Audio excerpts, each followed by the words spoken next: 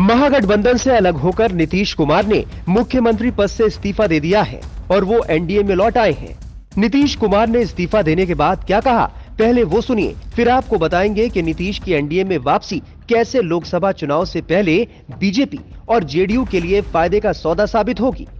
आपको हम बता देते हैं कि आज हमने इस्तीफा दे दिया, समझ गए ना। आज हमने मुख्यमंत्री से इस्तीफा दे दिया और जो सरकार थी उसको भी समाप्त करने का हमने आज गवर्नर साहब को दे दिया।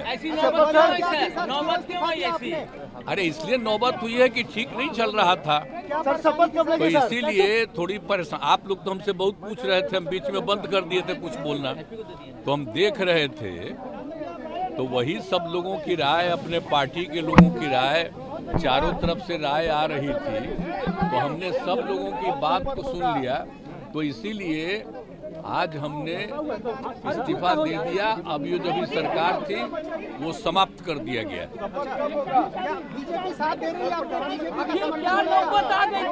आप गठबंधन को आपको छोड़ना पड़ा नहीं। हाँ, अभी हम जो पहले गठबंधन को छोड़ के नए गठबंधन बनाए थे, और जो नया गठबंधन 1.5 महीना से बनाए थे, 1.5 साल से, तो यहाँ पर भी जो स्थिति इधर आकर के ठीक नहीं लगी है।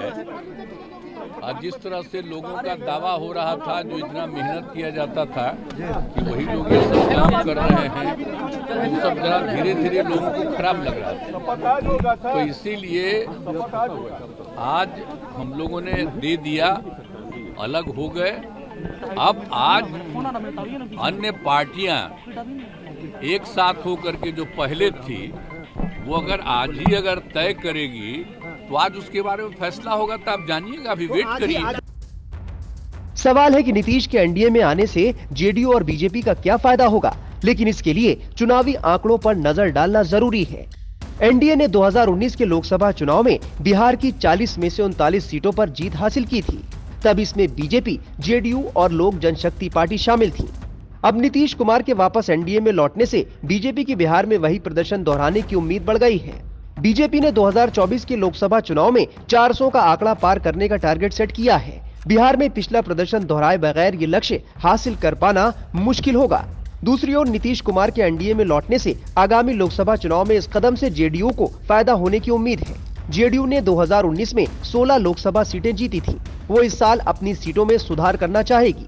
जाति सर्वेक्षण के हथियार से लैस नीतीश राज्य में अपनी पहुंच का विस्तार करने के लिए भव्य राम मंदिर उद्घाटन के बाद बीजेपी के हिंदुत्व एजेंडे का फायदा जोड़ना चाहेंगे। नीतीश कुमार का विपक्षी गठबंधन में अच्छा अनुभव नहीं रहा। यही वजह है कि उनका इंडिया गठबंधन से मुंहभंग हो गया। बीजेपी के खिलाफ पार्टियों को एकजुट करने में उनकी भूमिका को कांग्रेस और बाकी सहयोगियों ने ज्यादा तवज्जो नहीं दी। नीतीश को उम्मीद थी कि उन्हें विपक्षी गठबंधन के नेता के रूप में पेश किया जाएगा। अब नीतीश बीजेपी के साथ आ गए हैं। कम से कम अगले विधानसभा चुनाव तक सीएम के रूप में अपना पद सुरक्षित रखने में वो कामयाब हो सकते हैं। टाइम्स नाउ नव भारत डिजिटल की रिपोर्ट।